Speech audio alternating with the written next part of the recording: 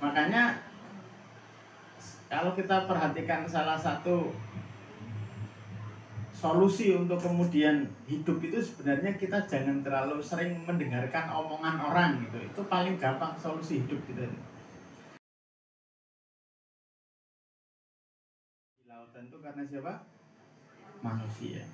Karena Allah merasakan kepada mereka akibat perbuatan mereka, dan agar mereka kembali ke jalan yang benar. Nah, ini perhatikan pola ayatnya juga. Jadi karena perbuatan mereka lah kemudian Allah kembalikan kepada mereka. Kayak tadi mereka rakus pengen menguasai, akhirnya semua dibabati kabeh tanpa kemudian ganti, ya kan begitu. Akhirnya apa? Dikasihlah banjir. Begitu banjir nyalahkannya sapa?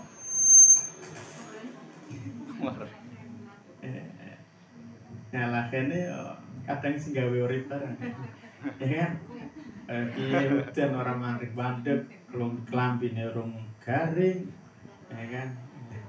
Benar enggak? Kita kan seringnya begitu. Salam dan salam ke atas Rasul mulia, Rasul Agung Muhammad Sallallahu Alaihi Wasallam. Mudah-mudahan kita yang hadir di sini akan mendapatkan syafaatnya kelak. Salah satu ulama terkenal namanya Ibnu Sirin, beliau menyampaikan bahwasanya kesalahan beliau 40 tahun lamanya, 40 tahun yang lalu itu meninggalkan bekas pada waktu beliau sekarang. Nah, jadi menurut beliau, jangan-jangan karena dosaku yang 40 tahun yang lalu itu bekasnya sekarang. Ya. Makanya kalau di sini ada yang saya sering amati ya, orang tidak punya anak itu bisa saja karena memang suami istrinya normal. Ini dengan catatan suami istrinya normal. Itu faktornya bisa macam-macam. Ya, kalau normal diperiksa normal semua. Bisa karena apa?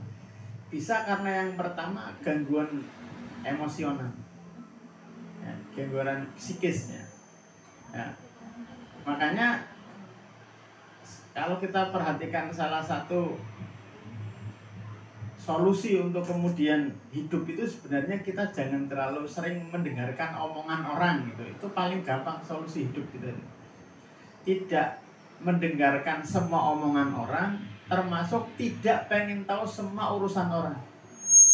Itu sebenarnya solusi kehidupan yang lebih aman, damai dan sejahtera. Nah, karena apa? Coba perhatikan.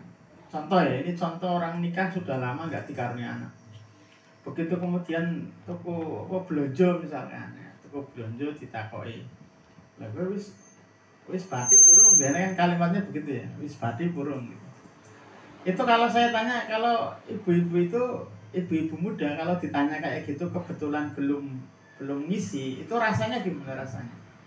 Rasanya, saya tanyanya rasanya. Iya, merasanya gimana? Rasanya mesti nggak nyaman. Nah, nggak nyaman inilah yang kemudian dia akan otomatis pengaruh kepada cara berpikir. Ya. Akhirnya dipikir dan ganggu stabilitas hormonalnya. Sehingga kemudian apa? Ya akhirnya terganggu secara psikis. Atau yang selanjutnya, ketika semua orang yang dia temui itu tanya seperti itu ya, tanya masalah wis pati apa durung ya kan.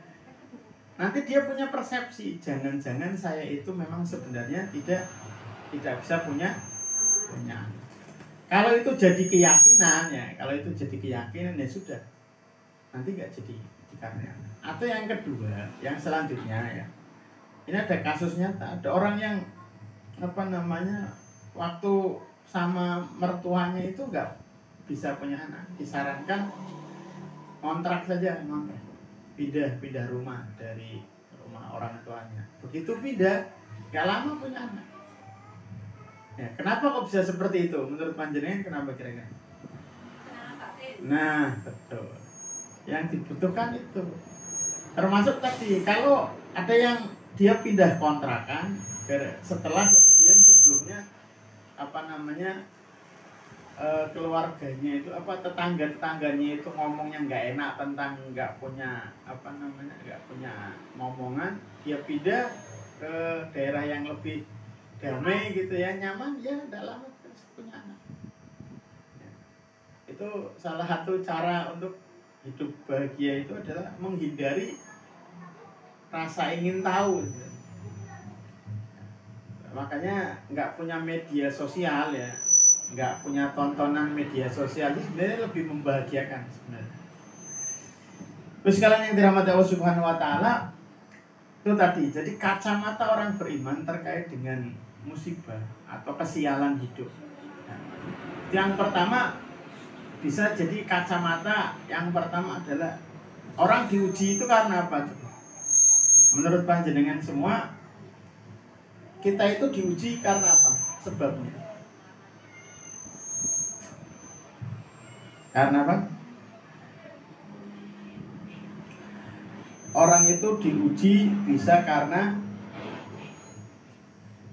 Allah sangat sayang sama kita atau karena dosa kita. Pilihannya cuma dua itu. Tinggal kita kalau diuji mikirnya pakai kacamata yang mana. Pakai kacamata yang mana. Misalkan diuji bertubi-tubi dengan ujian yang luar biasa.